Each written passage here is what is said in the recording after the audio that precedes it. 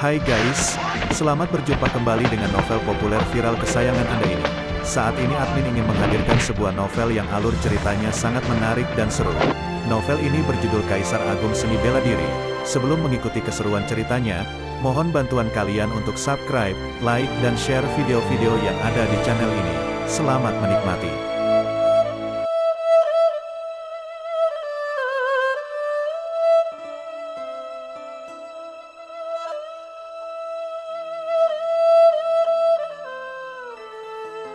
Kaisar Agung Seni Bela Diri, Bab 269, Kedatangan Ketua Sekte Luo. Terima kasih banyak, Tuan Luo yang sudah menyelamatkan hidup kami. Dengan dipimpin oleh Bui Huilian, semua orang dari Lembah Bintang Putih maju dan menangkupkan tangan untuk memberi hormat kepada Luo Xiu.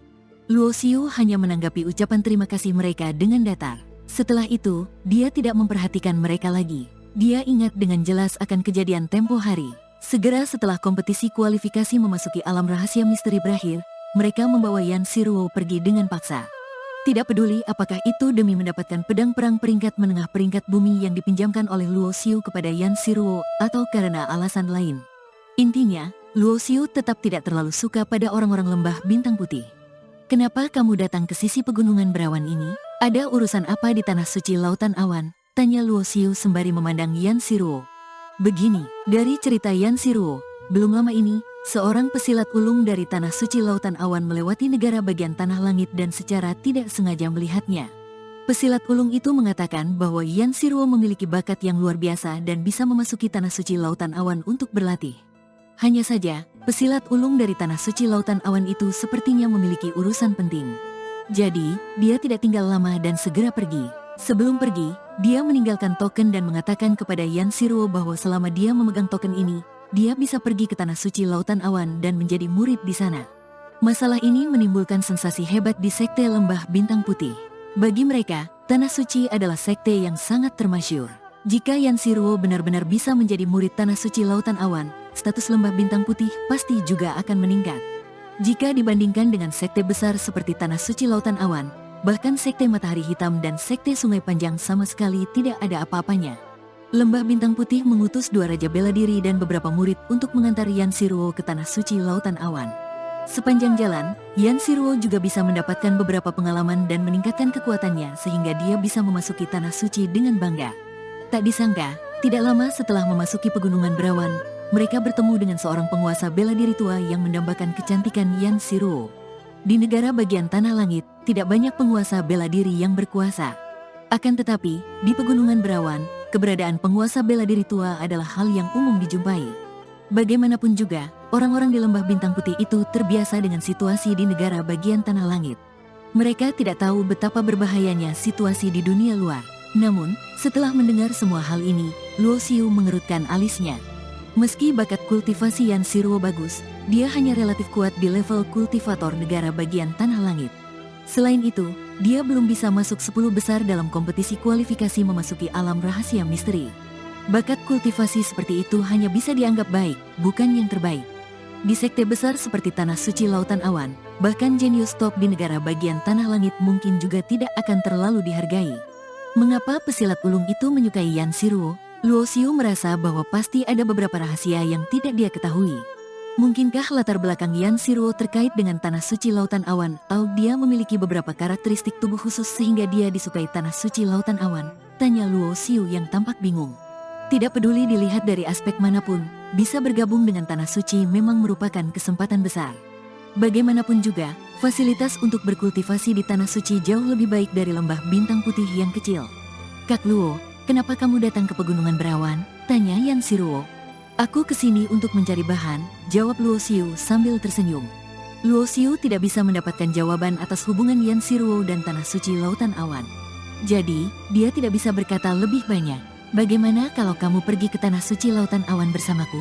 Aku yakin dengan bakatmu, kamu pasti bisa memasuki Tanah Suci dan fokus pada kultivasi," saran Yan Siruo. Menurut Yan Siruo, bakat kultivasi Luo Xiu jelas lebih baik daripada dirinya sendiri. Berhubung dia bisa dilirik Tanah Suci, mereka pasti juga akan menyukai Luo Xiu. Luo Xiu tertawa geli. "Dasar gadis konyol. Sekarang, aku adalah ketua sekte. Aku enggak bisa pergi ke Tanah Suci Lautan Awan bersamamu. Luo Xiu tidak banyak bicara tentang sekte Tarsuna. Dia hanya mengatakan bahwa dirinya sudah mendirikan sebuah sekte. Akan tetapi, dia belum meresmikan dan mengumumkannya kepada dunia. Tanah suci Lautan Awan terletak di sisi selatan Pegunungan Berawan. Jaraknya setidaknya 500.000 km dari sini. Bahkan, dengan kecepatan terbang Luo Xiu, dia tetap butuh waktu lebih dari setengah bulan untuk tiba ke sana. Sementara itu, basis kultivasi dua orang terkuat dari Lembah Bintang Putih itu hanya di tingkatan raja tahap awal. Dengan kekuatan seperti itu, mereka takutnya tidak akan bisa melewati Pegunungan Berawan sama sekali. Luo Xiu tidak peduli dengan nasib orang lain, tetapi dia tidak bisa mengabaikan keselamatan Yan Shiruo. Begini saja, aku akan mengantar Shiruo ke Tanah Suci Lautan Awan. Kalian bisa kembali lebih dulu, kata Luo Xiu. Jika jumlah orangnya banyak dan tujuannya besar, akan mudah menimbulkan masalah. Apalagi, orang-orang ini tidak terlalu berguna. Mendengar kata-kata Luo Xiu, Bui Huilian dan yang lainnya tiba-tiba menunjukkan kewaspadaan, seolah-olah mereka curiga bahwa Luo Xiu akan mencelakai Yan Shiruo. Mendengar Luo Xiu bersedia mengantarnya secara pribadi, Yan Shiruo langsung berkata dengan gembira, "Guru, Kak Luo mau menemani aku. Jadi, kalian bisa kembali duluan." "Enggak, kalau enggak melihatmu tiba di Tanah Suci Lautan Awan dengan mata kepalaku sendiri, aku enggak bisa tenang. Selain itu, perasaan orang susah diprediksi. Sulit untuk menjamin bahwa orang-orang tertentu enggak menyimpan niat jahat," kata Bui Huilian sambil mengerutkan alis. Begitu Luo Xiu mendengar kata-kata itu, dia langsung tahu bahwa Bui Huilian sedang membicarakan dirinya. Dia langsung mencibir, "Kalau bukan karena aku, kalian semua mungkin sudah akan dimakamkan di hutan gunung ini. Selain itu, kalau aku benar-benar ingin mencelakai Shiruo, memangnya kalian bisa menghentikanku?"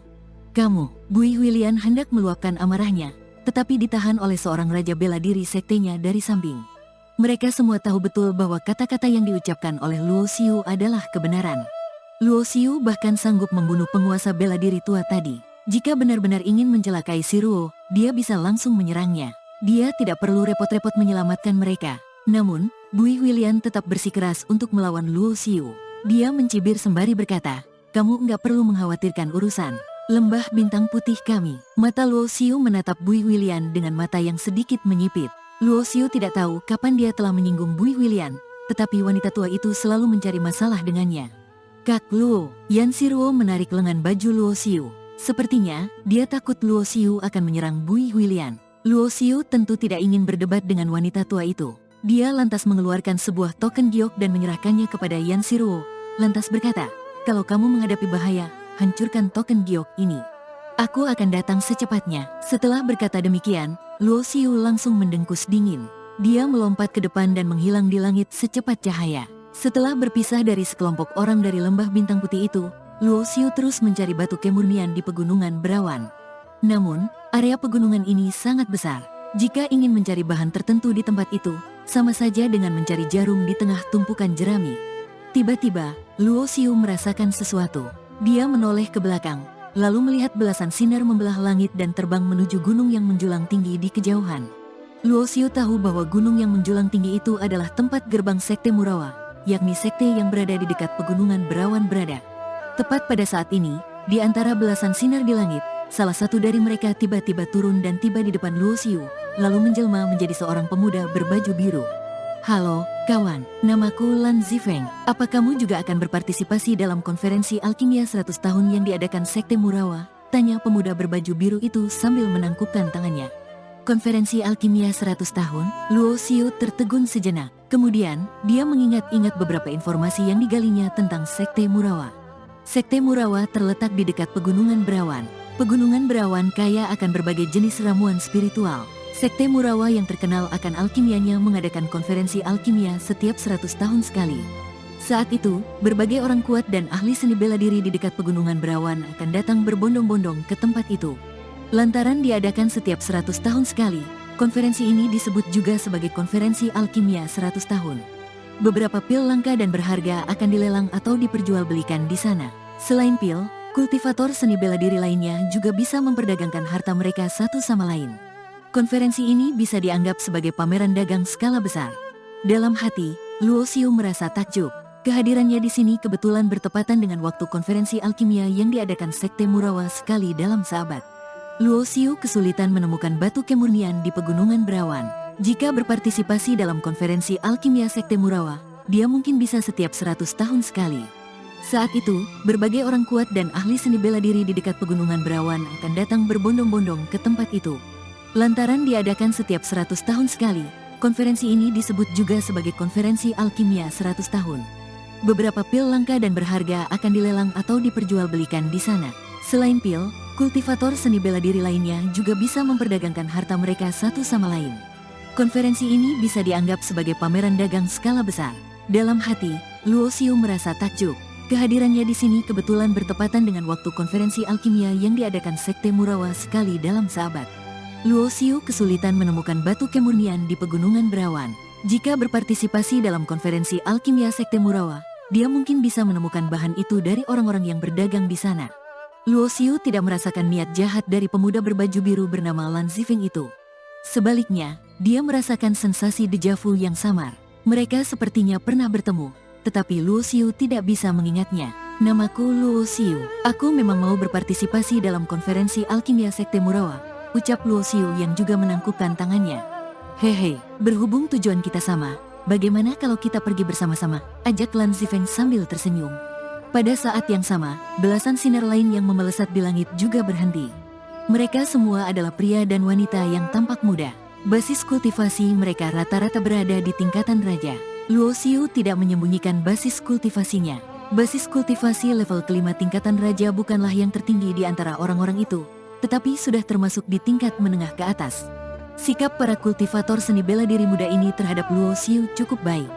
Mereka semua tersenyum dan menangkupkan tangan untuk menyapanya. Melalui perkenalan singkat dari Lan Zifeng, Luo Xiu mengetahui bahwa beberapa dari mereka adalah kultivator independen dan beberapa lainnya adalah murid muda sekte dan keluarga di dekat pegunungan berawan. Mereka hanya pergi bersama-sama dan tidak akrab satu sama lain. Banyak murid muda yang memasuki dunia kultivasi akan membuat beberapa teman untuk mengembangkan koneksi pribadi mereka. Jadi, Luo Xiu tidak merasa heran melihat orang-orang muda yang tidak akrab satu sama lain ini berkumpul bersama. Saat mereka terbang menuju ke Sekte Murawa bersama-sama, Lan Zifeng tiba-tiba bertanya kepada Luo Xiu, "Tuan Luo, apakah kita pernah bertemu sebelumnya?" "Kurasa kita belum pernah bertemu," sahut Luo Xiu sembari menggelengkan kepalanya. "Aku juga merasa bahwa kita belum pernah bertemu sebelumnya. Tapi, entah kenapa, saat terbang di atas Tuan Luo sebelumnya dan melirik sekilas, aku tiba-tiba merasakan deja vu," ujar Lan Zifeng sambil tersenyum. Mendengar perkataan Lan Zifeng, hati Luo Xiu sedikit tergerak. Jelas, bukan dia satu-satunya yang merasa begitu. Lan Zifeng mengundangnya untuk pergi bersama mungkin juga karena alasan ini. Namun, dunia ini memang penuh dengan keajaiban. Luo Xiu pun tidak terlalu memikirkannya. Tidak lama kemudian, sekelompok orang itu tiba di dekat gerbang Sekte Murawa. Di sekitar wilayah pegunungan berawan, Sekte Murawa bisa dianggap sebagai salah satu sekte terkuat yang dimiliki oleh ras manusia.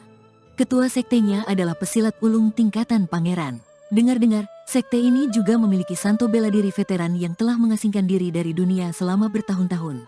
Area di dekat gerbang itu diselimuti oleh formasi pelindung agung yang luas. Gerakan terbang di udara tidak bisa menembusnya. Jadi, sekelompok orang itu hanya bisa turun dari udara dan berjalan menaiki tangga batu. Formasi pelindung agung level ke-8. Setelah Luo Xiu tiba di sekitar gerbang Sekte Murawa, dia langsung merasakan aura formasi pelindung agung. Sebuah formasi pelindung agung level ke-8 cukup kuat untuk membuat seorang santo bela diri mundur. Selain patriark bela diri, formasi ini tidak akan bisa dipecahkan kultivator di tingkatan lain. Formasi pelindung agung itu saja sudah bisa menunjukkan bahwa kekuatan Sekte Murawa jauh lebih hebat dari Sekte Matahari Hitam di negara bagian Tanah Langit. Bahkan, perbedaan kekuatan kedua sekte itu bisa dikatakan seperti langit dan bumi. Lantaran Sekte Murawa didirikan di sini, puncak gunung ini secara alami disebut Puncak Murawa. Di tengah gunung, ada banyak bangunan bergaya beragam. Seperti kota kecil, bangunan-bangunan itu adalah tempat divisi non-inti dan divisi inti Sekte Murawa berada. Luo Xiu melihat banyak kultivator seni bela diri berpakaian warna sian yang lalu lalang. Mereka semua adalah murid Sekte Murawa. Jumlah mereka sangat banyak dan basis kultivasi mereka luar biasa. Sejauh yang dia tahu, Sekte Murawa ini memiliki 3.000 murid non-inti dengan basis kultivasi terendah di tingkatan bawaan. Mereka juga memiliki 800 murid inti dengan basis kultivasi terendah di tingkatan pemurnian ilahi. Lalu, ada pula 28 murid elit dengan basis kultivasi terendah di tingkatan raja. Inilah suasana yang seharusnya dimiliki sebuah sekte besar. Gerbangnya saja sudah disesaki dengan sejumlah besar orang berbakat dan ahli. Sebagai perbandingan, Sekte Tarsuna yang baru dibangun Luo Xiu laksana anak yang baru belajar mengoceh. Jalan yang harus ditempuh Sekte Tarsuna di masa depan adalah jalan yang panjang dan berat. Orang-orang yang memasuki gerbang sekte untuk berpartisipasi dalam konferensi alkimia perlu mendaftarkan identitas masing-masing. Berhubung Luo Xiu telah mengemban tanggung jawab untuk membangun kembali Sekte Tarsuna, identitasnya yang terdaftar tentu saja Kepala Sekte Tarsuna. Orang yang bertanggung jawab atas pendaftaran tamu adalah Tetua Divisi Non-Inti dari Sekte Murawa yang basis kultivasinya berada di tingkatan pemurnian ilahi. Kedatangan seorang kepala sekte membuat ekspresinya sedikit berubah. "Selamat datang, Kepala Sekte Tarsuna," seruan Tetua Divisi Non-Inti itu bergema di puncak Murawa. Kaisar